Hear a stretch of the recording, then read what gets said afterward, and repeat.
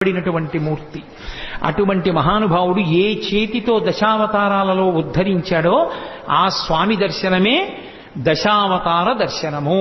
అందుకే వెంకటాచలం వెళ్ళి చక్కగా స్వామి పుష్కరిణిలో స్నానం చేసి స్వామి పుష్కరిణిలోంచి బయటికి వచ్చి ఒక్కసారి అక్కడ ఉన్నటువంటి శంకరాచార్యుల వారి పాదుకలకి నమస్కరించి అటుగా ఆదివరాహస్వామి కోవిలకి వెడుతున్నప్పుడు ఎడంచేతి పక్కన ఉన్నటువంటి పద్మంలో ఏనుగులు పద్మ కింజిల్కములను వర్షిస్తున్నటువంటి గజలక్ష్మి యొక్క దర్శనాన్ని పొంది బయటికి వెళ్లి ఆదివరాహస్వామి దేవాలయంలోకి వెళ్ళినప్పుడు స్వామి ఇలా ఉంటే ఆయన వక్షస్థలం మీద ఇలా అడ్డంగా ఉన్నటువంటి లక్ష్మి ఆయన మాట్లాడుతున్నప్పుడు ఇద్దరు గుసగుసలాడుకుంటున్నారా అన్నట్టుగా ఆయన నోటి దగ్గరికి ఆవిడ చెవి వచ్చేటట్టుగా ఉండి ఇంత చిన్ని ముఖంతో చక్కగా కస్తూరి తిలకంతో ఉండేటటువంటి అమ్మవారు ఆ ఆదివరాహస్వామి భూమిలోంచి పైకొచ్చినటువంటి మూర్తి.